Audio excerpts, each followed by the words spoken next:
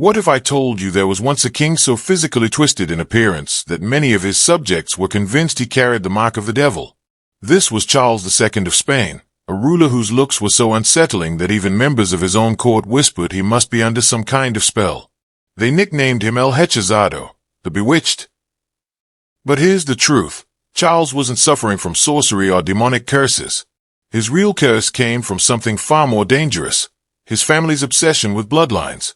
This is the story of how Europe's most powerful dynasty slowly destroyed itself, producing a king so malformed that, when he finally died, the revelations from his autopsy seemed to confirm every terrifying rumor his people had spread for generations. And if you're curious to uncover more disturbing history that you'll never see in a school textbook, make sure to subscribe, because this is just the beginning of the dark side of royal power, the jaw that wouldn't close. When foreign envoys were introduced to Charles II, many couldn't hide their horror. Here stood the ruler of the mightiest empire on earth, and he couldn't even shut his mouth. His lower jaw jutted out so far that his lips never touched, leaving his mouth gaping like a door off its hinges. This wasn't some random birth defect. It was the predictable outcome of the Habsburg dynasty's most dangerous obsession, preserving pure blood.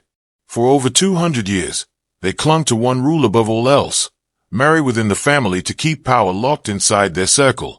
In reality, they were gambling with genetics, and Charles was the devastating result.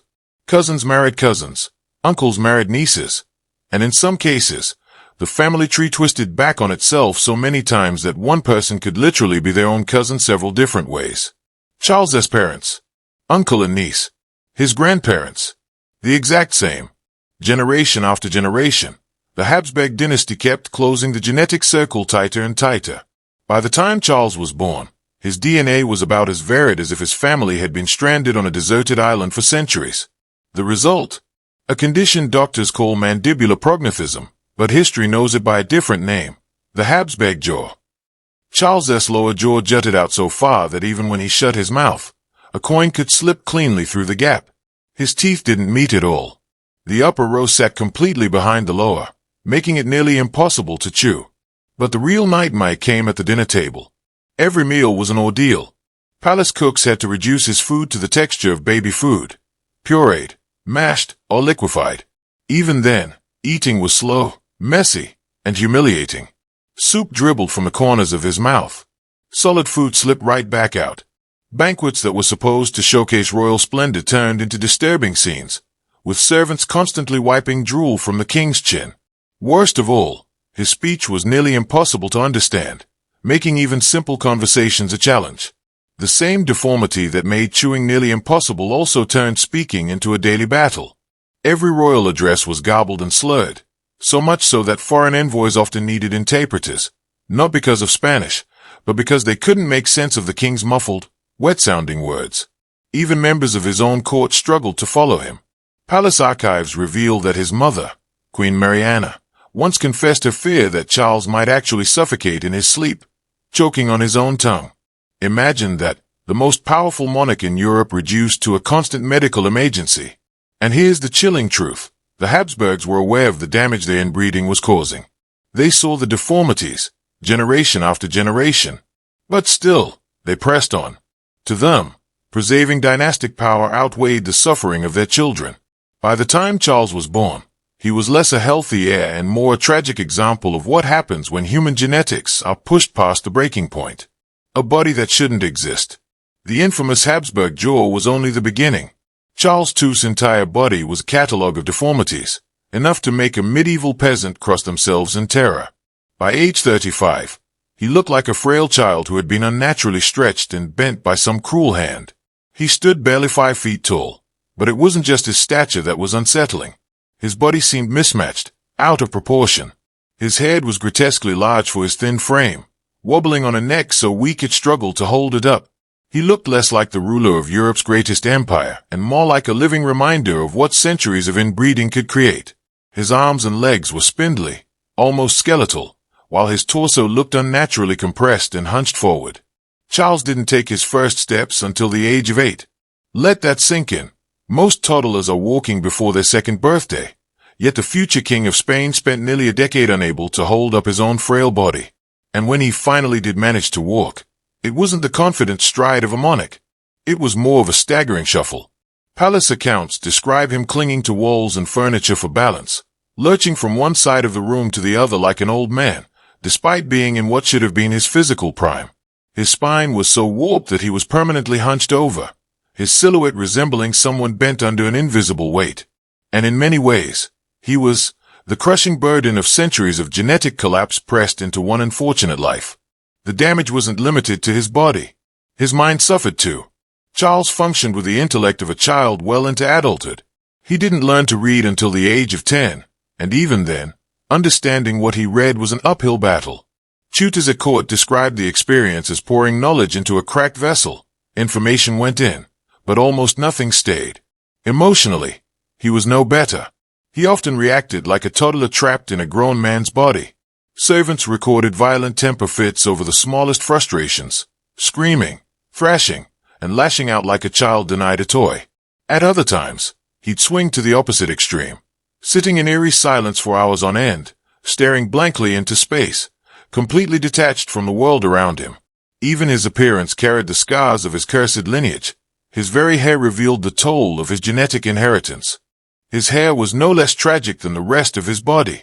It grew in sparse, uneven patches, falling out so frequently that his scalp looked more like diseased animal hide than the head of a king. Court painters did their best to flatter him in portraits, smoothing over the harshest details, but even their most generous brushstrokes couldn't completely disguise the grim reality of what Charles had become. And the most unsettling part, his condition didn't plateau with age, it worsened. While most people eventually reach physical maturity and settle into stability, Charles's body seemed to collapse faster the older he grew. His fragile frame was deteriorating at a pace no physician of the time could explain. To them, it was as if nature itself had abandoned him, his body shutting down piece by piece, a living example of genetic failure taken to the extreme. The king who couldn't produce an heir.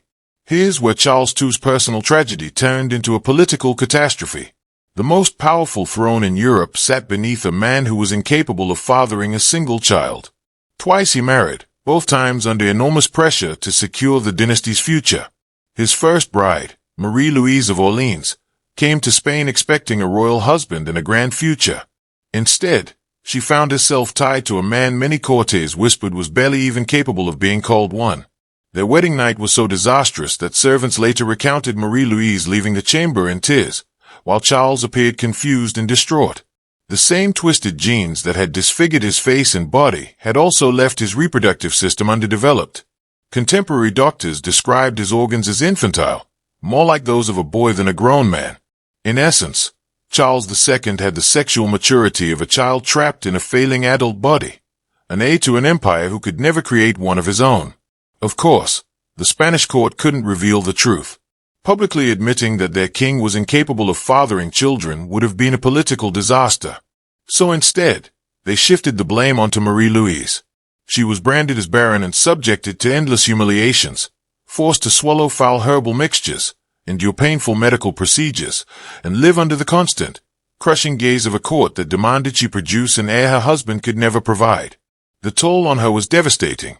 Once known for her lively spirit and sharp mind, Marie-Louise sank into depression and isolation. She spent long hours in prayer, pleading with God for a miracle that would never come. Some historians even argue that the so-called fertility treatments may have slowly poisoned her. When she died suddenly at just 26, whispers of foul play circulated, though nothing was ever proven. Charles wasted no time in remarrying. His second bride, Maria Anna of Neuburg, entered the marriage with even more pressure resting on her shoulders. But by then Charles was in his 30s, and his already failing health had declined further. In private letters, Maria Anna confessed her horror at his appearance and her dawning realization that producing an heir was a hopeless task. The Spanish court, however, refused to give up. They summoned the finest physicians from across Europe, dug through centuries-old fertility manuals, and even resorted to magical remedies in their desperation. Charles endured degrading examinations where doctors poked, prodded, and measured, all in vain. The truth was simple, the problem was incurable. It was written into his very genes. Meanwhile, the rest of Europe watched with anticipation. Everyone knew what was coming. The moment Charles died without an heir, the Spanish throne would become the prize in a brutal power struggle. Diplomatic circles were already buzzing with plans, alliances, and threats. The War of Spanish Succession wasn't a possibility. It was inevitable, waiting only for Charles's last breath. The irony couldn't have been darker. For centuries, the Habsburg dynasty had carefully arranged marriages to hoard power and keep their bloodline pure. And yet, their final king was so broken by that very obsession that he couldn't even consummate a marriage. The line that was supposed to last forever had, in fact, engineered its own destruction. Exorcisms in the palace. When medicine failed to explain Charles II's condition, or offer any hope of a cure, the Spanish court turned to something far more medieval, exorcism. What followed was some of the strangest and most disturbing rituals ever inflicted on a reigning monarch. The church claimed the answer was simple. Charles wasn't sick. He was possessed. Father Froilan Diaz, the royal exorcist, declared that multiple demons had been placed inside the king through witchcraft. And so, the solution, at least in their eyes, was to drive them out. But these weren't quiet, private ceremonies. They were public spectacles held right inside the royal palace. Nobles, ambassadors, and foreign dignitaries were summoned to watch as their king collapsed to the floor, writhing in agony while priests thundered Latin incantations over his trembling body. The rituals were brutal. Father Diaz began by forcing Charles to drink a concoction of holy water mixed with powdered relics, ground-up fragments of saints' bones. The result was predictable. Charles would violently vomit, collapse, and convulse, reactions the priests eagerly proclaimed as proof that the demons were being expelled. The ceremonies dragged on for hours. Already weak and confused, Charles endured physical torment as priests shook him, pushed him, and even tried to wrestle the supposed devils out of his body. To the church, these violent episodes were evidence of supernatural victory. But in truth, they were just another layer of humiliation and suffering for a king already crushed by the weight of his own bloodline. The exorcisms only grew more extreme. Priests would press crucifixes hard against Charles's skin until he screamed, drench him with holy water, and force him to recite Latin prayers, a language he barely understood given his limited intellect. But the rituals didn't stop with the king himself. The exorcists soon convinced themselves that the entire palace was tainted. In 1698, Father Diaz ordered a sweeping purification of the royal residence, something halfway between spring cleaning and spiritual warfare. Servants were commanded to gather anything suspected of harboring witchcraft, belongings of past queens, diplomatic gifts, even furniture. All of it was hauled into the courtyard and tossed into massive bonfires while priests circled, chanting prayers to drive out the evil. Disturbingly, Charles believed it was helping. His fragile mind made him easy to manipulate, and whenever the priests assured him that demons were being expelled, he sometimes felt brief relief from his constant suffering. This created a vicious cycle. The moment his pain returned, he begged for yet another exorcism. By 1699, the rituals reached their grotesque climax. Father Diaz triumphantly declared that he had identified and expelled 47 separate demons from Charles's body, each one supposedly responsible for a different symptom of his decline. The ordeal left the king so drained that he collapsed and fell silent for 3 days. The heartbreaking truth was that Charles wasn't possessed at all. He was a man collapsing under the weight of genetic disorders no physician of his era could diagnose or treat. Yet instead of care, he was subjected to medieval torture disguised as salvation. The autopsy that shook Europe. When Charles II finally died in 1700 at just 38 years old, Spain, and all of Europe, confronted an awful reckoning. For decades, the court had claimed their king was the victim of sorcery and demons. But now, his body would reveal the real story of what had been festering inside the man they called El Hechizado, the bewitched. What the royal physicians uncovered during Charles II's autopsy was so grotesque that the official report was initially buried, considered too horrifying for public release. But the details leaked, and when they did, they read like the anatomy of a nightmare, seemingly confirming every dark whisper his subjects had believed for decades. Dr. Geronimo de la Fuente Pinerola, the physician who led the examination, produced one of the most chilling medical documents in European history. His notes describe a body that barely resembled that of a man. Charles's organs were so misshapen, diseased, and decayed that the real miracle was not that he died young, but that he had managed to survive at all. The findings began with his heart. Instead of the strong muscle of a grown man, they found something shrunken and blackened, no larger than a walnut, scarcely 50 grams in weight when a normal heart should weigh 6 times as much. It looked, in the doctor's own words, like a piece of charred meat. How it had pumped blood through his body for 38 years defied comprehension. His lungs were next, corroded, gangrenous, and soaked with fluid. Assistants recoiled as the stench of rotting flesh filled the chamber, some even fleeing the room in disgust. But the true horror lay in his abdomen. His intestines were described as putrefied and decayed, literally rotting inside him while he lived. His reproductive organs, the source of Spain's dynastic crisis, were catastrophically underdeveloped, little more than the stunted remnants of what should have been. And then came the final revelation. When physicians opened Charles's skull, they discovered his brain was floating in an excess of fluid, what modern medicine recognizes as hydrocephalus.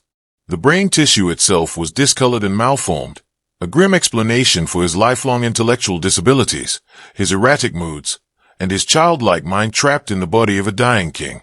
The autopsy confirmed what centuries of inbreeding had wrought. Not a monarch blessed or cursed by demons, but a man systematically broken down by his own bloodline, a dynasty that, in trying to preserve itself, had engineered its own destruction.